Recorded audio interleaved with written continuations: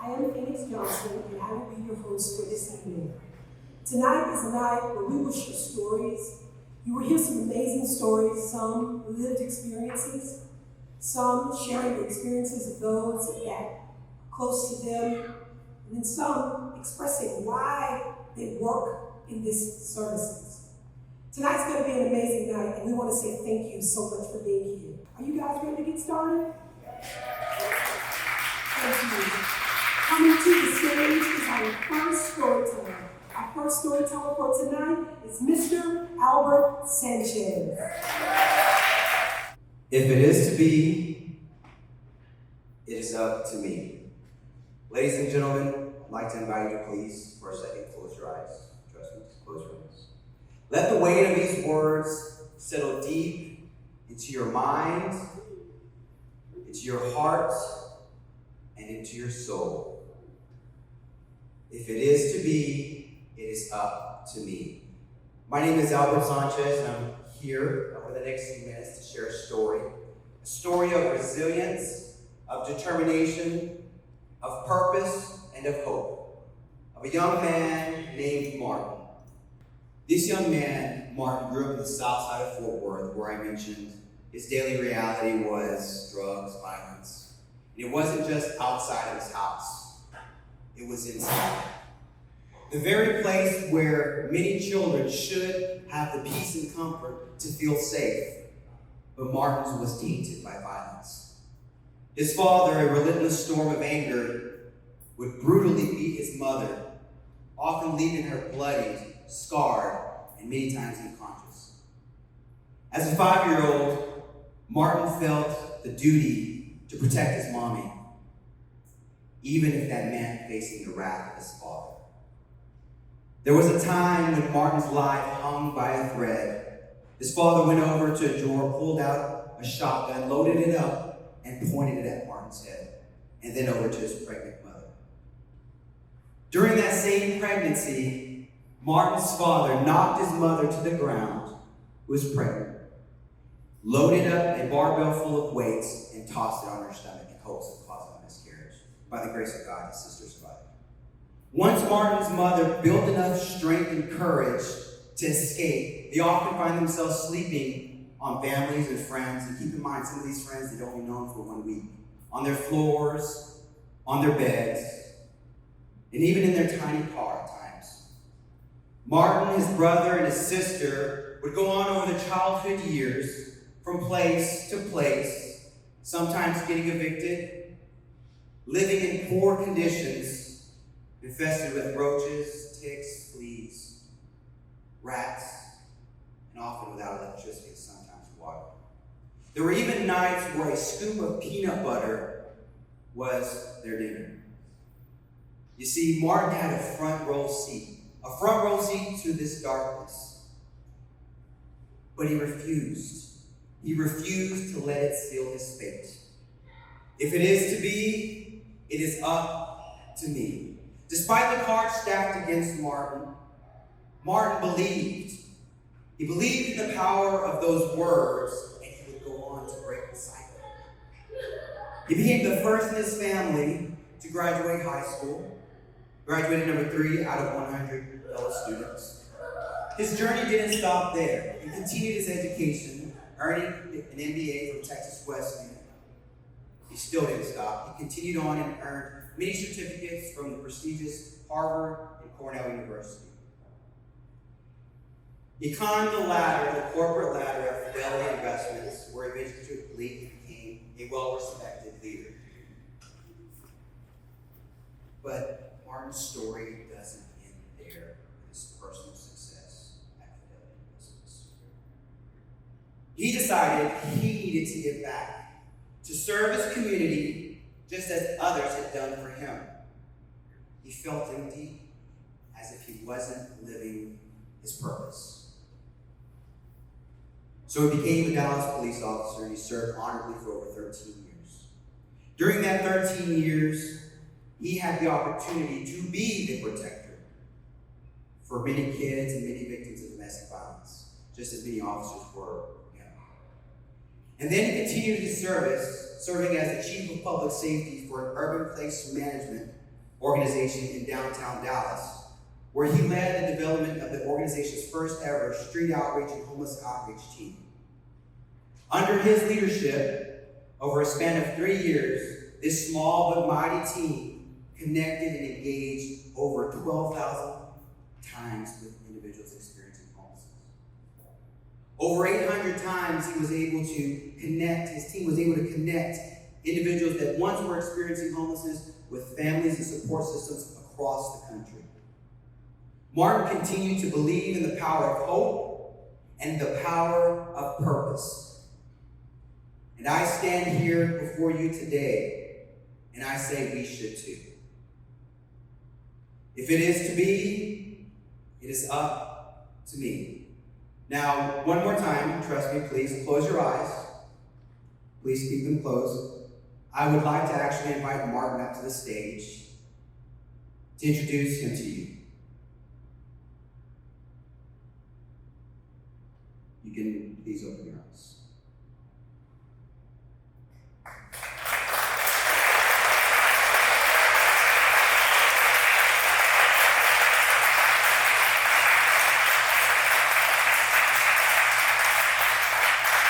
You see, my name is Albert Martin Sanchez. I am Martin. And that was a small taste, a small glimpse into the traumatic and incredible journey that has brought me here today. Last October, I relocated from Dallas here to Houston and joined a team at Central Houston Need. And as a part of my project's portfolio, I have the privilege to continue serving, to continue pushing along and creating and advancing initiatives that will make homelessness rare, brief, and non-recurring. Houston, you've been so loving and welcoming to me. I am incredibly thankful and I am honored to serve and stand by many of you in this audience today. From the leaders, the partners, to the frontline staff, we must and we will continue this good fight. I want to leave you with 3 powerful points. First, know that your words and your actions can change the trajectory of someone's life. Genuine words, genuine actions matter. I remember the very first time I heard, if it is to be, it is up to me. It was the first day of kindergarten. At the end of the day, Miss Coward came, she knelt down next to me. She could tell this kid's gonna need some more love. He's gonna need some more attention. I can tell he doesn't want to go home. She knelt down and she gave me this blue circle sticker that had a white Mustang on it. Looked something like this, and they had our school motto on it. If it is to be, it is up to me. And since the age of 5 years old, I've lived by this. Second, sharing your lived experience can change the trajectory of someone's life.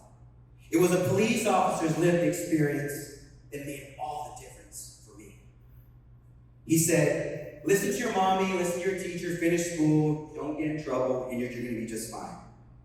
I heard that countless times, week after week, after the dozens and dozens of police officers that cycled through my house to protect me and my mom. What made him different? What made him different was he would sit next to me, embrace me, and look down at me and say, you're going to be okay because I was you. My daddy used to do this to me and my mom. I used to have high respect. I used to protect my mom. Now, if you will, with me, say it one last time. If it is to be, it is up to me. And finally, I challenge each of you to make a promise to yourself, to your friends, to your family, to our community, that when you encounter someone who is different than you, who comes from a different part of our society, and you can see, you can feel, you can sense the despair in their being, the hopelessness in their eyes, be their angel. Be their angel and encourage with words of hope. Because of my lived experiencing growing up in poverty, terrorized by an abusive father, experiencing racism as a minority, to going to work for one of the world's largest retirement firms, to serving honorably as a Dallas police officer, and having the privilege to be able to myself sit down next to kids and tell them it's going to be okay because I was just like you. I am you. to leading an organization's effort to implement a world-class street outreach, and now working with you all here today in Houston to continue our fight against homelessness. You see, I have developed a passion that so many of you share with me, and I know it, I can feel it. And I pray that tonight new passion is built where there is gasoline thrown on that passion of fire. And I want us all to develop a passion for helping the underdog that doesn't believe in themselves. To believe they can, they will, until they do. Help them imagine the unimaginable. Help them achieve the unachievable. Because if it is to be, it is up to me.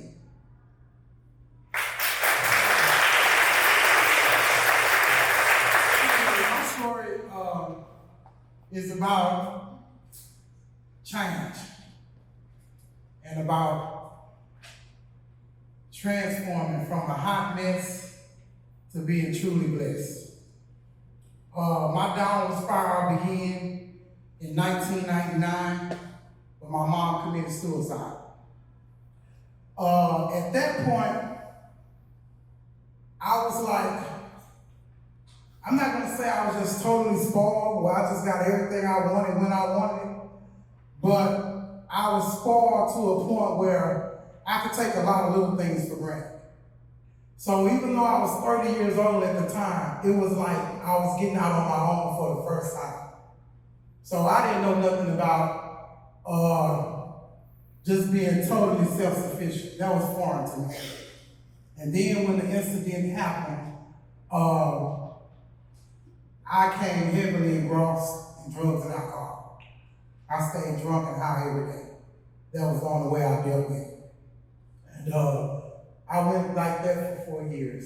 I became deep depressed. I was paranoid. I was angry. I felt sorry for myself. I thought everybody was against me. I was looking for friendships in the wrong places. I had a void that I couldn't fill. And it was just hard. And I went in and out of drug rehabs. I went in and out of shelters, in and out of, I would go stay at different hospitals just so I could have a bite of a meal, or just so I could have a roof over my head. My life was just really, really hard. I guess some of my healing began when I stopped, the first time I attended to stop doing the drugs and alcohol. And I realized a lot of that stuff that I was feeling because I was high and drunk most of the time. So when I got clean, the paranoia went away. And I began to actually start taking responsibilities for some of my actions. Because even though my mom died, that was very unfortunate. I had a lot of bad things happen to me that was unfortunate. A real eye-opener for me was one particular time. I thought I knew everything, you couldn't tell me nothing. I hopped in the car with somebody, and as a result of trying to escape from being assaulted, I jumped out. And I landed on my knees. That was in 2003. And that's the reason why I suffer with the leg problems I have now. But for so long, I considered myself a victim. But then when I started, it was hard to do. But when I started looking at the part that I played in that, I had no business being in the car with somebody at that time of the morning. I should have been at home. So the point I'm making is, for me, when I started to see things and hold myself accountable for a lot of things, that's when things really started turning around for me. As far as the homeless thing, oh God. When I tell y'all, I have lived every type of homeless way you can live. I have been a live in a car homeless person. I have been a couch surfer homeless person. I have been hang out and be a tall homeless person. I have lived with relatives. The only thing I never had to do was sleep on concrete. I think one time I had to sleep on the ground in front of fishing loaves of fishes. But other than that, I lived every kind of homeless way I could. And I would get jobs, but I couldn't keep them. I couldn't keep them because I was still getting high. I can't tell you how many jobs I lost because when payday come, I wouldn't go back. You know, and the first time after 99, the first time I actually had some stability in my life that lasted more than a year was when I went to live at a place called Northline SRO. And the building was horrible. The building itself was horrible. We never even seen the owner. That's how bad it was.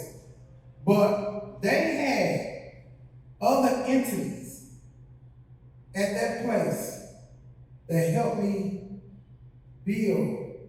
start to build my life back up. One of those entities was Search. And one of my caseworkers from Search was Jordan Chris. And you got to be a strong caseworker to deal with me. Because I already thought I knew everything. Look, can you just give me these bus passes? I don't need to talk about nothing else. You know, I know I was a force to be reckoned with. And Jordan managed to handle me. Don Hall was another one. I was hoping to see him tonight. I have encountered Don Hall for so long. When I met this man, y'all, I haven't seen him in a couple of years, so I don't know how he looked now. But the last time I seen him, he had a long white beard. When I met this man, y'all, he wasn't even at Search. I met him through my first time going in treatment. And he's my counselor. This man, it's been so long, this man's beard was strawberry blonde. And it's white now. And we used to call, behind his back, we used to call him ZZ Top. Because for me, I wasn't really out to recovery then. It was my first time in treatment, I hadn't even hit rock bottom. So everything was a game to me. But over time, he ended up working at Northline SRO, and he actually helped me in so many ways. The next time I encountered Search was when I tried to file this. My legs had gotten so bad, I just decided I was going to be disabled. I tried to get disability. And Charity Dominguez, I don't know if she's still with Search, but she was the lady that tried to help me get my disability. And she was very resilient about it. Of course, we didn't get it, but she tried. She really tried. There have just been so many people that have been vital to my rebuilding my life. And I'm going to be honest with you, Search didn't, other than this last time that I had to be placed or housed, Search did help me with that. But other than that, Search has never actually placed me anywhere, but they have always been there to provide some type of, I get, it's like my body or my life was a puzzle. And every time I encountered a caseworker or a case manager or a counselor, they added another piece to that puzzle of my life. Even though my life didn't completely change at that time with that particular counselor or that particular caseworker, it was something I took from them to add to my journey. And the last encounter I had with Search was I went through the Harvey flood. No surprise there. I was out there anyway in the streets. So it was no surprise. But this time I decided, you know what? I'm going to go somewhere and get some help. And I'm going to let this flood, I'm not going to be a flood victim. I'm going to be a flood survivor. So I went to the South, the George R. Brown Convention Center. I lived there. From there, they placed us at a shelter that was only for like 200 people. It was no revolving door. If they took you in at that shelter, if you left, then you just left. That's just 199 people we got now. So I'm saying that to say it was like a family. Because it was the people that you came there with were the people that you left with. And so Search was actually a big entity in that shelter. And they helped me get housed at New Hope Housing. And I have been at New Hope Housing since 2018. When I got to New Hope Housing about a couple of weeks later, I found out they had a search office back there. I'm like, God, these people just don't give up. They're everywhere. So I had caseworkers there. Chris Glazer, Carol Law. Now my case manager is Colin Powell. I mean, every last one of these people have played an integral part of me rebuilding my life. I can't just pinpoint it to one thing because my change didn't come overnight. My change came over the years. But the thing about something happening over the years is planted there. Because now I'm solid as a rock. Ain't nothing finna move me. And just like Drake said in his song, started from the bottom, now we here. So that's how I feel. It's a lot. Oh, another thing Search did, the Coming Home program. I got one of my best friends out in that program. It was a mentoring program where they put people that's not doing too well, they match them up with well-to-do people. And of course, I was on the side that wasn't doing too well. And so they matched me up with a mentor, a lady that had suffered some of my fate. Her son had committed suicide. She was single, she was going through some things, and they figured us a perfect match. Well, I'm here to tell y'all, she was a horrible mentor. She was a horrible mentor, but she was an excellent friend. She was an excellent friend. And I even came back to her Coming Home again with Miss Chris Jones. I appreciate it, because I got a lot out of that, even though I wasn't there long. Everything that I've done with Search, I got something out of it. And now I can honestly stand here before y'all and tell y'all that I used to be a drug and alcohol addict. I am now a drug and alcohol counselor.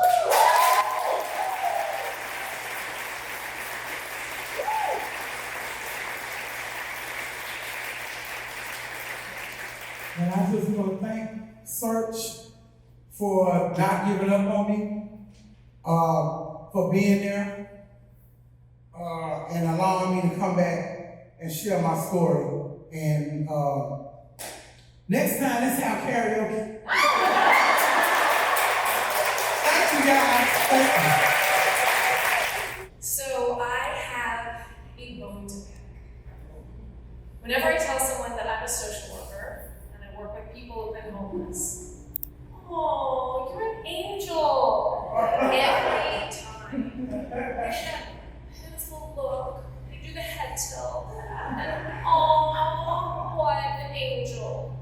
People. Number one, I'm not. Number two, it's kind of offensive to the people I work with. Like if someone had told my husband that he was an angel for being married to me, I'd be like, what the heck? And I get it. You hear the word homeless and you feel sad, you feel hopeless. That word casts a huge shadow and it prevents you from seeing the greatness that I get to experience.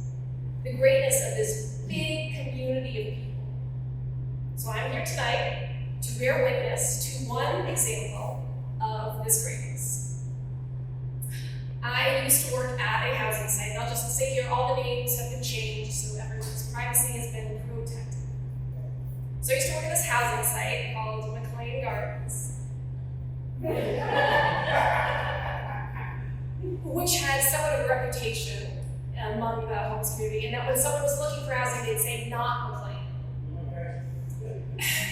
And the owner of McLean, we'll call him a non-angel. He owned, among other properties, a nursing home for people with money. And there was a man in this nursing home, Flynn, who had money. And then he ran out of money. So the non-angel had him deposited on the doorstep of McLean. And we were told that we had a new client. So I go introduce myself to Flynn, go through my welcome to McLean spiel.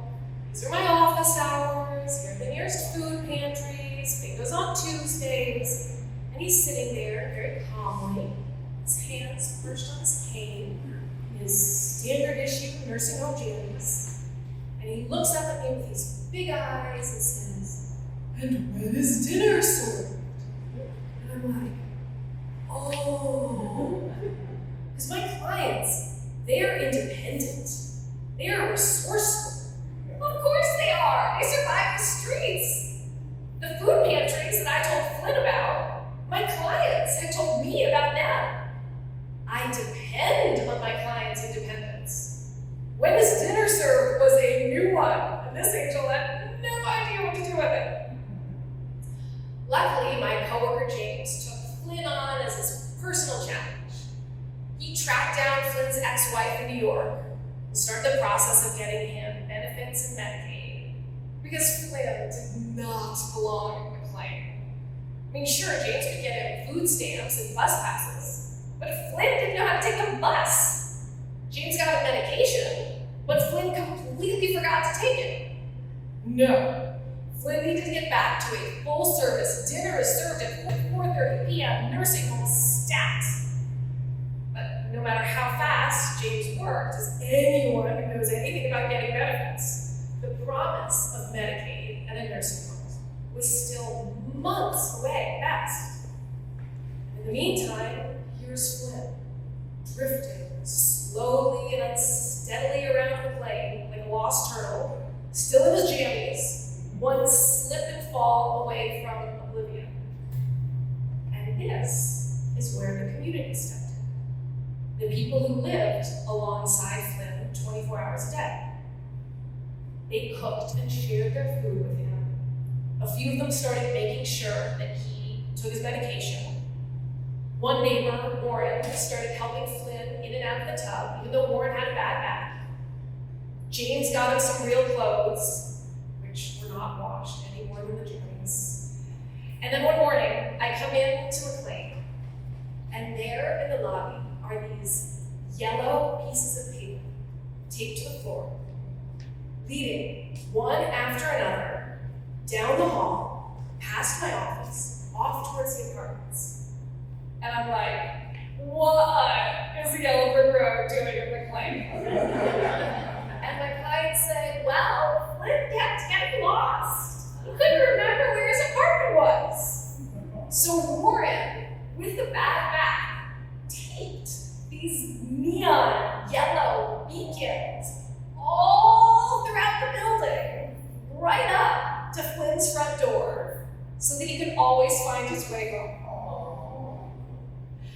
And the thing is, as unique as McLean's Yellow Brick Road was, overall, I am not at all surprised that my clients dove into help. I see it time and again. Joe taking Carl to the hospital when Carl's family stopped coming around. Antoinette picking Marlon up from surgery because he had no one else. Cliff continuing to lend Eddie his phone, even though Eddie kept taking it back to his apartment, and then someone else would have to go retrieve it, because Cliff felt bad saying no when he had something and someone else didn't. Eunice forgiving Alfred for stealing her bike and saying, I don't want to hear it, if anyone spoke badly of Alfred because of it, because she'd done her fair share herself. And this isn't to say that everything in this work is sunshine and bunny rabbits. Of course not. Not in America. Not when racism and the legacy of redlining and trauma and the criminal justice system and a multi-billion-dollar drug business all fuel homelessness. But it is here in America that when I walk into work,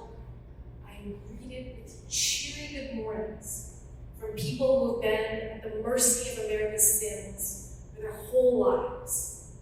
And it is these people who have been homeless who wish me a good night and say, stay safe when I leave work every afternoon. And I know the angel comments are meant as a kindness, and I don't need to get on my high horse.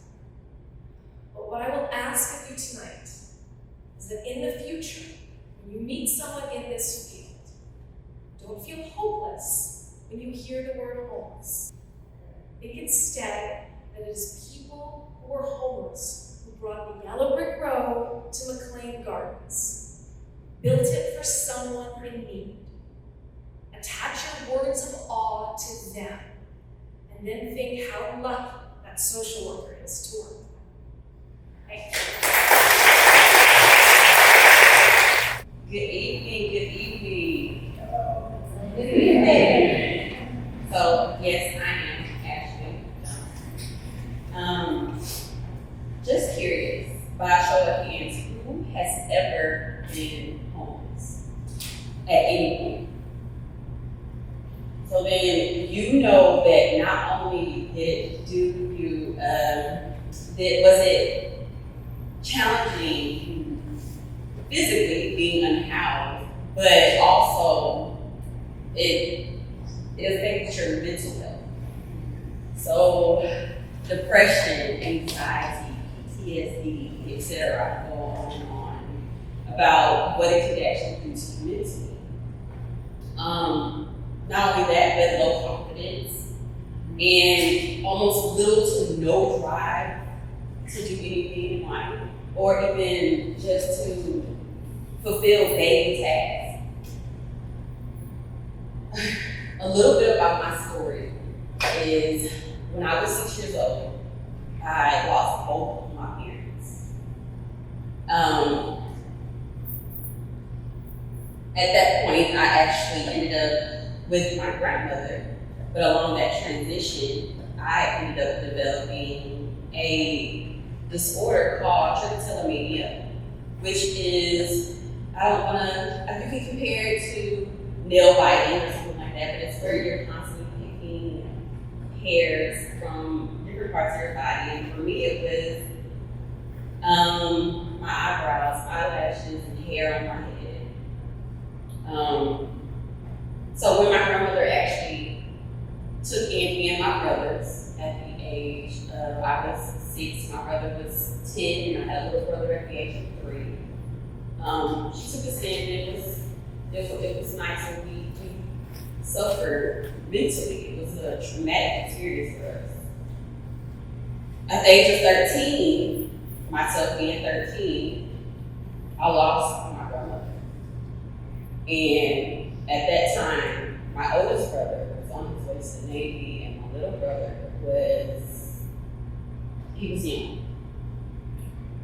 At that time, this whole life kind of turned for me, because that was when I first experienced homelessness. Of course, I moved from place to place, friends, family. By the age of 15, I got my first job, and that was when I really started taking care of myself. But I had to learn everything on my own. I had to learn how to cook, clean, budget, and these things didn't really come along until I was in my mid to late 20s. By the time I was 17, I became a mother. I was actually able to move into my own place. But still, from that point, I had experienced being unhoused, being homeless, and it was something that was natural for me.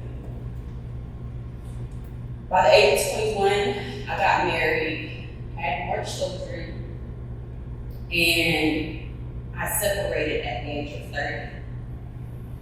I was in a abusive marriage, and it took a lot in me to leave because I had developed abandonment issues. But throughout the 9 years I was in me and my family experienced homelessness. Fast forward, finally separated, me and my daughters. We're finally doing well on our own, and everything is going great for us. And 2020 happens, COVID. And we lost everything. I lost my job. We lost our place, and that's when we found Search. And being here, I'm not new to Search. I've actually experienced Search along my journey. I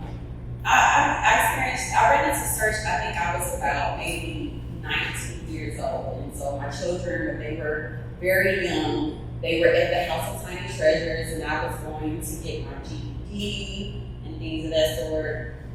And so I'm very familiar with Search. Even experiencing them in the past, it has been like, the staff has been amazing. But I have a quote that I want to say, because a lot of times the homeless do have a stigma that, it kind of sticks to them, and it is very, in my opinion, I feel like you would have to know a person's situation before you can just truly judge them.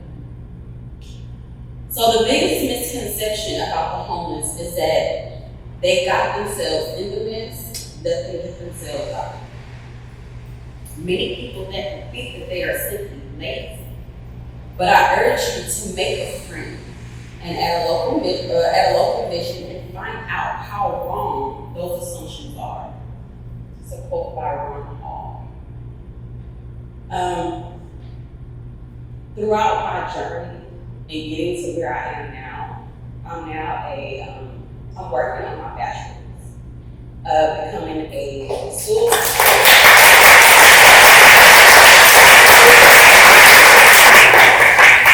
But throughout my journey, I was always optimistic.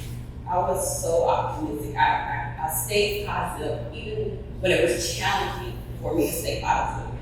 Because I had my daughters, I wanted to be a great example for them. So, in the midst of one of my challenging moments, I wrote a poem, and I would like to share it. And it is called She Made a Way. She made a way. So many things were falling apart, or at least it seemed to be. But she made a way. She had been here several times in her life, but she always made a way. It was the only thing that was consistent in her years here on earth. And each time, she made a way.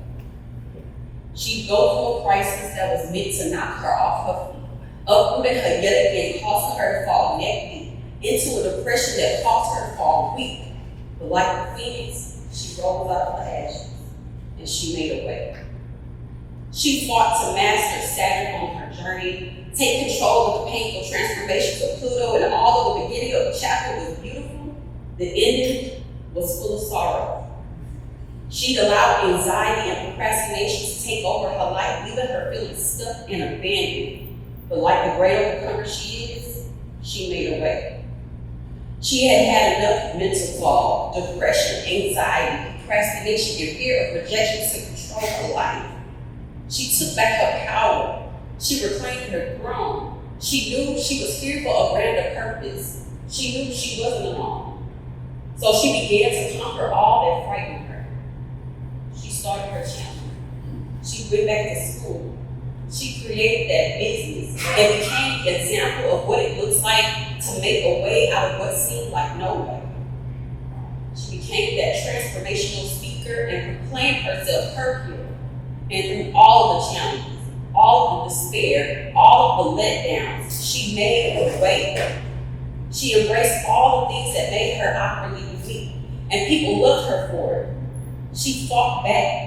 She changed her narrative and became the author and operator of her own story. And because of this, she saved herself. She was leaving a legacy for her daughters more enormous than she could even imagine. She dug her way out of the mud. She fought for her life. And she did exactly what she knew she could do. She made a way. And I dedicate this to every person who felt like it was impossible. The very word itself says, I'm possible. Thank you.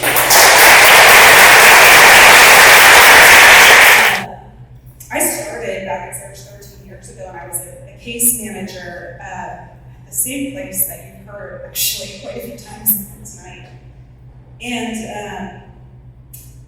I remember our development team and our fundraising team would ask all the time for stories, like success stories, right? That's what everybody wants to hear, like these like beautiful successes of how people change their lives and how we help them do it. And I remember I would get so frustrated because, to be honest, a lot of times we don't have those stories. The stories that someone makes their appointment on time, or they open their door for their inspection. And I fought really hard to get people to share their stories with me. And I realized just like what a blessing and a gift it is every time someone opens up and shares just a piece of their life with you. And I hope that you guys are feeling that tonight, right? This just tremendous, beautiful blessing that we're receiving from all these stories and these experiences. Storytelling in and of itself is just so powerful and so impactful. It builds this connection, it creates empathy. Knowing that this event is coming tonight, I was thinking just a lot about stories, and I've shared many of my own different pieces of my life and my story, kind of what brought me to this work. I've shared stories that I tell my children. My 3 kids are a big part of my life. They've also been a big part at Search.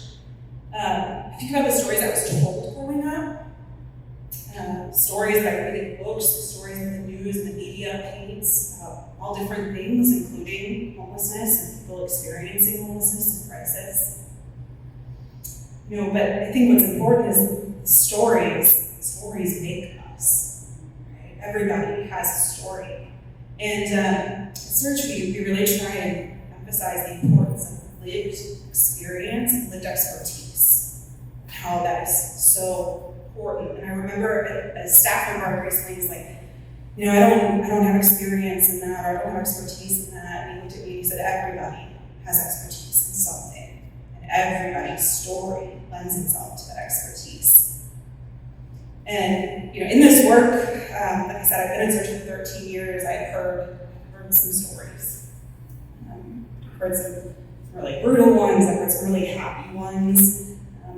And I think, those stories have really become, in some ways, so much of my own, right? Like every time you hear something, it becomes a piece of you, something that hopefully you carry on and you change and you challenge with others, because it takes some meaning in your heart.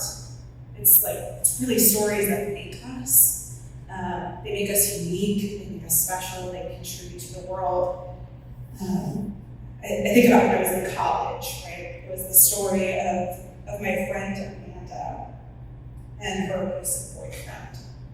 And it was the story of the night that I sat in the police department with her while we tried to figure out how to file a restraining order at 18 years old. It was that story, those morning hours, that empowered me to become an advocate for women. And as a college intern in homeless services, it was my first client that was my own. His name was Raphael. He was 22 years old, basically the same age as me. He already had children, he had a family, and he had spent more years incarcerated than he had in freedom. His story taught me that experience doesn't come with years. And as a family member, it's the story of my brother Gene, who struggled deeply with his addiction and his mental illness. And his story taught me how people change, and sometimes how they don't. And his story, his untimely death, it taught me to listen to the things that aren't said. As a mother, it's the story of my child's classmate, Eloise, her best friend, classmate Empress, her mother, who was doing everything she could to change their lives, faced with impossible decisions that taught me unique strength of motherhood against all odds. It's really not at all different. These stories and the ones that I wrote tonight, they've become such a deep part of me. Every time I hear these pieces, they weave into my own. And I recently read this line that I'm just really kind of resonating and ruminating on, that so much of life depends on what we choose to see. And so I thank God every day for all of the blessings in my life, the things that are presented in front of me, but I make sure that I'm working to see all of the things that I choose to see every day, that I choose to stop and hear these stories, that I choose to let them affect me, that I choose to learn. I choose to sit in pain and sorrow at times with people, that I choose to sit in celebration, that I let these stories be a part of my own. So much of the time we hear an us and them when we're talking about folks who are experiencing homelessness. We sometimes have them, other them. And I always remind people the importance that homelessness is an identity, it's an experience. Someone is experiencing homeless, they are not hopeless, that's not who they are. That us and them can be a really dangerous thing, right? And the second that we stop and we think that they don't have anything to do with us, we really lose the importance of community and the power of us, right? Because it's empathy and it's care, it's compassion, it's taking in these stories and letting them be a part of you, part of us, that really does something different. Because it's us that pull people out of homelessness. At Search, I think it's the empathy and the care and the compassion and all the things that you're experiencing tonight that set us apart, make us so different. You know, I thought about sharing a rundown of all the things we do, but all of you know that. You're all a part of that, right? So tonight I think the biggest thing is that you walk away feeling this empathy and this care and this compassion that our staff feel every day. How these stories, we work with individuals to let them share them with us, to immerse ourselves in them, and to help people write new chapters to their stories, not to rewrite them, to just keep adding in new ways. Our mission at Search is to provide hope, create opportunity, and transform lives. And I look at that quote every day on my wall, write it all the time, it's at the bottom of my emails. And it was the first time last week that I looked at that quote and I said, transform whose life? It's one of the parts of our mission that I sometimes struggle with the most, right? To like really transform someone's life seems like a big undertaking. But I thought about myself, and I thought about the 13 years I've been at Search. And I think my life has been transformed. And I think so many other people have. That's why you're all here tonight. Not just our clients, not just the community we serve. Every person who touches Search is transformed for the better. So tonight, if you feel transformed, if you feel that connection, if you want to connect with us more, there's a QR code on the back of your program. That's the word. And we invite you to look us up and learn more about us if you don't already. Love to share more of these stories with you and let you become a part of ours.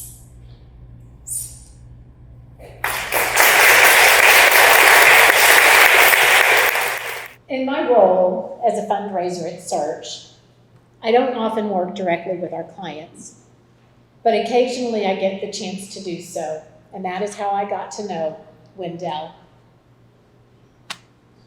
We featured Wendell in a video for our annual fundraiser, and working together on that project, he and I became friends. So tonight, I'd like to tell you all Wendell's story. Abused as a child, Wendell left home as a teen, and he would struggle with homelessness most of his life. While living on the street, he turned to drugs as a way to cope. He was arrested for possession, and when he got out of jail, he vowed to turn his life around. That's when he connected with Search, and we began to help him do just that. Wendell desperately wanted to work. He would pound the pavement looking for a job, but it's not so easy when you can't take a shower, you have nowhere to leave your few belongings, you have no transportation. And on top of all of that, Wendell's old drug conviction automatically disqualified him from so many jobs. But ever determined, Wendell at last found a job at Phoenicia downtown. But what Wendell wanted more than anything was a safe place to call home. He would come to Search every day and pray in our chapel. And finally, after 25 years of living on the street, Wendell was approved for housing. But that drug conviction would come back to haunt him, and Wendell would spend another 4 months on the street before he could find a landlord who would accept him. The day that Wendell moved into his apartment, he said he had everything he needed to be happy. Wendell turned 55 that year. He told me that he had never had a birthday cake or a birthday party of his own, and he wanted to celebrate his birthday at Search with all the people who had helped him through his difficult journey. So we threw him a birthday party, and it was one of the most special celebrations I've ever attended. Wendell was doing great. He loved his apartment, he loved his job, and they loved him. He was doing so well that he was on a path to graduating from our housing program and living independently. And then Wendell had his first stroke. The years of living on the street had taken a serious toll on his health. Whenever Wendell would end up in the hospital, he would usually call me. I would take him a toothbrush and toothpaste, razor and shaving cream, and one of the crime novels that he enjoyed reading. But what he really wanted was the company. One of the times that I visited Wendell in the hospital, he was so scared and overwhelmed with all the doctors and information. I had asked him about his family before, but he'd never wanted to talk about it. But I asked him again if he had any family here, and he shook his head and said no. Search was his family. 2 years ago, 5 years after moving into his apartment, Wendell's birthday was coming up, and he wanted to celebrate at Search again. Except this time, he wanted to throw the party for his Search family and friends as a way to say thank you to all the people who had done so much for him. But Wendell ended up back in the hospital on his birthday, and he never made it out. After months in the hospital, Wendell passed away. Through it all, Wendell never gave up hope. He always had a smile on his face and a kind word for others. He was thankful for all he had, and he would thank God for each new day. I am grateful to have known Wendell and called him my friend, and I'm grateful to work at a place like Search that means so much to people, that did so much for Wendell, that showed him neighborly love and treated him with dignity, that became Wendell's family and community of support, and that gave Wendell a second chance when no one else would. I miss my friend, and I still keep a framed photo of Wendell in my office so that he will never be forgotten. Seeing Wendell's picture reminds me why I chose to do this work and why I choose it every day. Beautiful. I'm Sequoia. I have the pleasure of being a part of the Search team. Just hearing all of these stories just confirms that I'm in the right place. My heart is really in this work. I wrote a poem, somewhat of a memoir of my mom's life. It's called One Day. I like to preface this by saying I'm a crier. So if I pause, try to suck it back in. Okay. 1 minute you're born. You're trying to figure these mashed potatoes better or the peaches? One minute you're learning how to walk, how to say things like mama and dada. One minute you're crying in the bathroom, looking at this pre-K teacher saying, oh, it's okay, honey, come here. How quickly that minute turns into a flash and you're excited to start your freshman year in high school. One minute you're trying to find yourself and where do you fit in? Then one minute you meet a boy, you fall in love, and you let that love take you places. One minute that love turns into action and you found yourself in high school and pregnant. One minute, the very mother that you once knew to be loving and accepting of who you are, she changes. The stresses of life seem to hit her so intensely that she can't focus on you because she's too focused on how hard things are. She's focused on suppressing her feelings. She's focused on drugs. One minute you feel cold, you feel neglected, you feel empty. And in the same minute, you feel life growing inside your womb. One minute you're uprooted from the home life that you once knew and you're facing adoption. You'll have a new mom, they say, with more stability. One minute you don't know that love actually exists because if it did, how could love, gentle and unconditional, make you feel like this? One minute you meet her, the little person you've carried for 9 months. You stare at her in disbelief and amazement. I'm gonna take this off. All right. She's yours, your person. One minute that little person becomes your very best friend. She doesn't know your struggles. She doesn't know how life and people have hurt you. Even if she did, she'd love you just the same. One minute you're trying to figure out motherhood, and that group home cannot house you and a child. One minute you have no one, you have nothing, but you do know homelessness. How quickly the minutes have passed of being born, learning to walk, learning to love, learning to accept.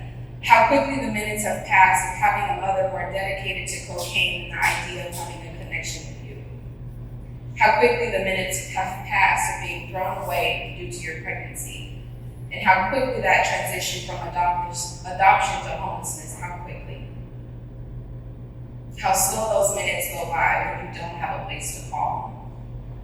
When you're in a car in a parking lot with your child, having to decide between food or gas to keep warm.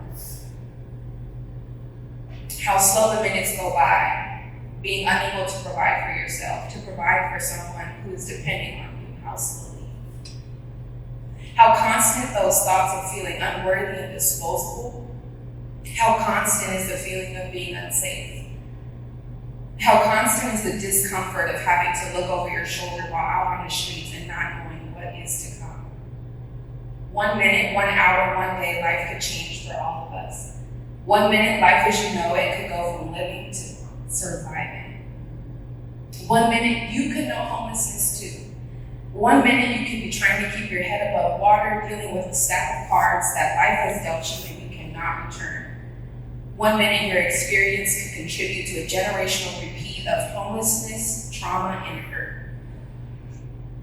1 minute, the very daughter you exampled strength, humility, and joy in front of could be part of the helping hand in ending homelessness. Her passion for the work stems from watching you experience so much hardship.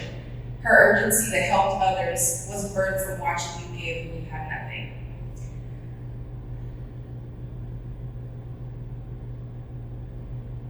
My mother, Alexis Smith, lived a very beautiful and influential life. She experienced neglect, domestic violence, poverty, and homelessness. And as a child, I couldn't understand her sacrifice or her resilience. She was a natural nurturer, and even with all of her trials and having to raise me in a car for several months at a time, she brought so much life to any room she entered. She left space for others to call on her for help and support, even when it was her that was in need. She did not allow her experience with homelessness to stop her from living the fullness of her life. And I am truly committed to encouraging the incredible people I get to work with and not letting it stop theirs either. Thank you.